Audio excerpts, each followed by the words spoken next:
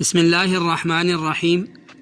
آج کل بہت سارے لوگ اس غلط فہمی میں مبتلا ہیں کہ اگر گھر کے سربراہ نے قربانی کر لی اور دیگر گھر والوں کی بھی اس میں نیت کر لی یا نیت نہ بھی کی ہو تو یہی ایک قربانی گھر کے تمام افراد کی طرف سے کافی سمجھی جاتی ہے، اور اس پر حدیث بھی پیش کی جاتی ہے کہ نبی پاک صلی اللہ علیہ وسلم نے قربانی کرتے ہوئے اس میں اپنے اہل و عیال کو بھی شامل فرمایا۔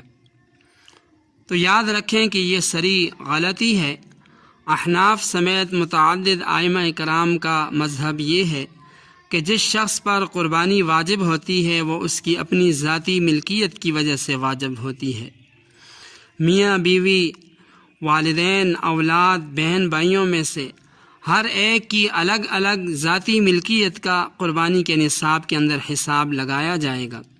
یہی وجہ ہے کہ اگر شوہر بھی اپنی ذاتی ملکیت کی وجہ سے صاحب نصاب بن رہا ہو اور بیوی بھی، تو دونوں کے ذمے الگ الگ حصے کی قربانی واجب ہے، ایک کے مال کو دوسرے کے ساتھ جمع نہیں کیا جائے گا۔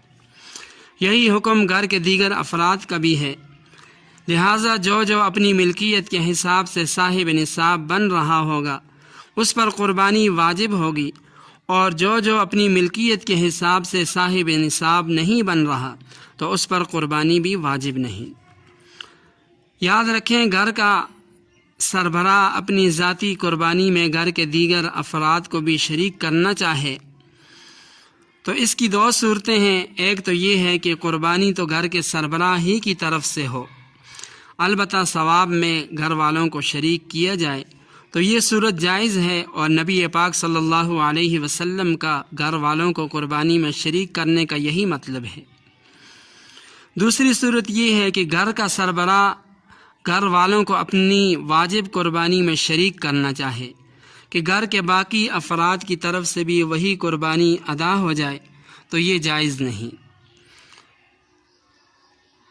اس لیے اس کے جائز نہ ہونے کی متعدد وجوہات ہیں، جن میں سے ایک اہم وجہ یہ بھی ہے کہ جس طرح نماز، روزہ، زکوٰۃ، حج، دیگر فرائض و واجبات ہر ایک کے ذمے ذاتی حیثیت سے لازم ہوتے ہیں، کسی شخص کے ایسے ذاتی اعمال دوسروں کی طرف سے کافی نہیں سمجھے جاتے۔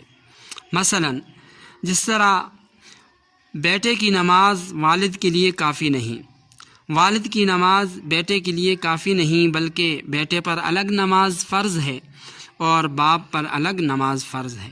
تو اسی طرح قربانی بھی ہر ایک کے ذمے ذاتی حیثیت سے واجب ہوتی ہے، کسی کی ذاتی قربانی دوسروں کی طرف سے کافی نہیں ہو جاتی۔ اس لیے اگر کوئی بھی اس غلط فہمی کے اندر مبتلا ہے کہ گھر کے اندر اگر ایک قربانی ہو جائے تو باقی سب بری و ذمہ ہو جائیں، تو یہ ایک اصلاح طلب بات ہے۔ اس غلط فہمی کے اندر اگر کوئی مبتلا ہے تو اسے اپنی اصلاح کر لینی چاہیے۔